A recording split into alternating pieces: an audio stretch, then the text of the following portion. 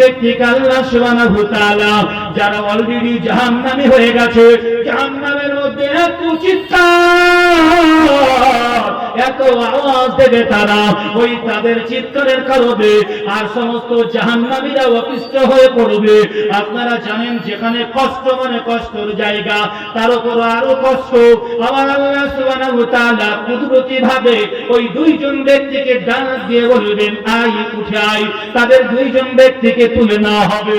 তোলার পরে ওই দুইজন ব্যক্তিকে আমার আল্লাহ পাক কুদরতি ভাবে জিজ্ঞাসা করবেন, ও আমার বান্দা, বল বল বল, তোরা এমন করে কেন এত চিৎকার করছিলিস? তোরা তোদের চিৎকারের কারণে বাকি মানুষদের অসুবিধা হচ্ছিল।